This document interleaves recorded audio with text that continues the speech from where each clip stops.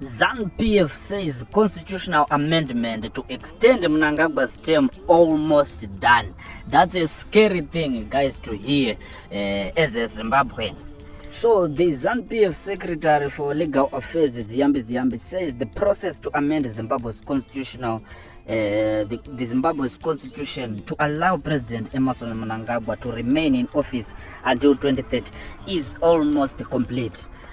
So the proposed changes follow the ruling party's resolution number 1, passed by the party in 2024. The principles of the amendment are expected to be presented to cabinet when it resumes sitting in February, after President Mnangagwa returns from his annual leave.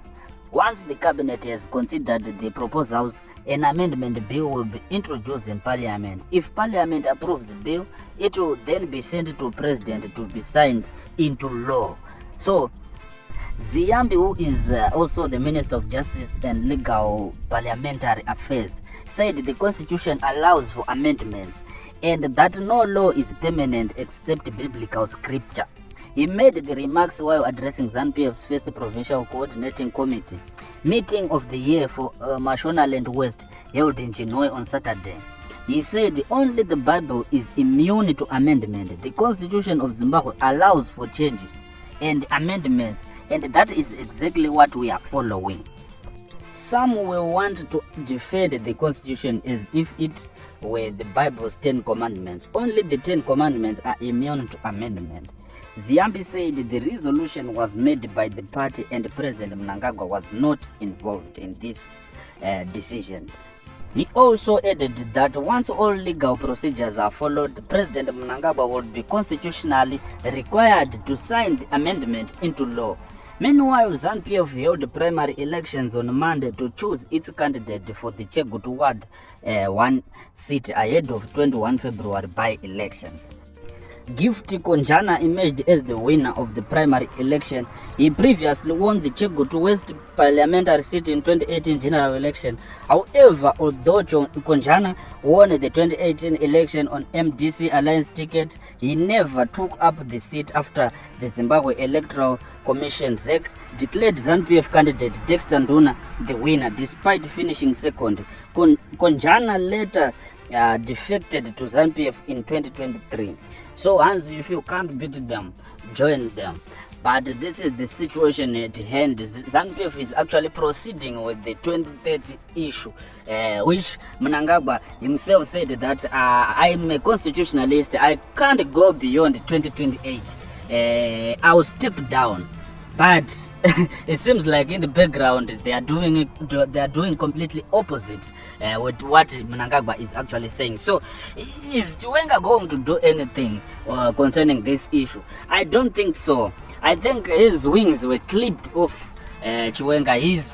He has been making waves recently, but this is the guy he introduced to us, saying that they are targeting criminals around the president. And it seems like the president now is the criminal, but he's actually saying that Zvigananda should go, which are the criminals he actually talked about in 2018. Why are they still there?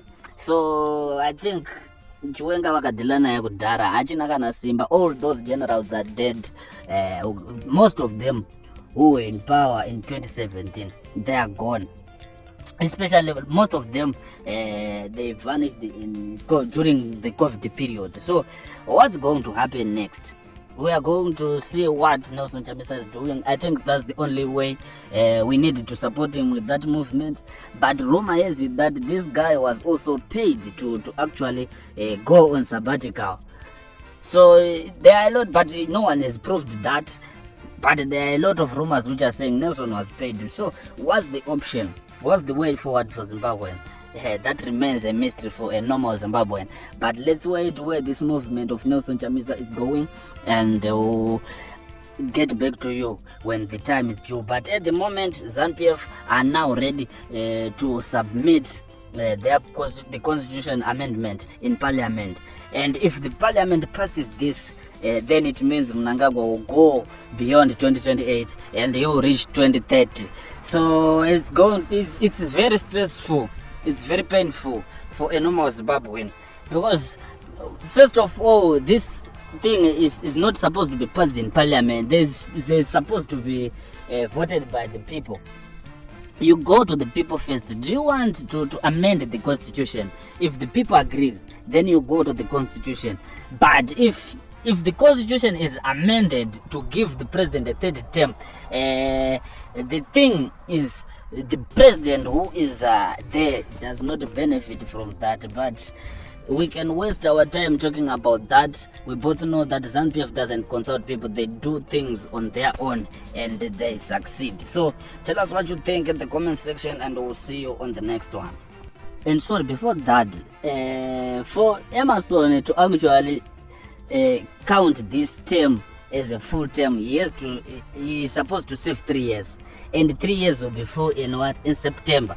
That's why they are doing this quickly, so that it's done early before September, and this won't count as a term for Emerson, and it will be extended. So there's a lot which needs to be dealt with. So think about that, put that in mind, and whatever we do, I know we might not be in good books with Nelson, but with that movement we have to try to support him and stop this all nonsense. So thank you so much. We'll see you on the next one.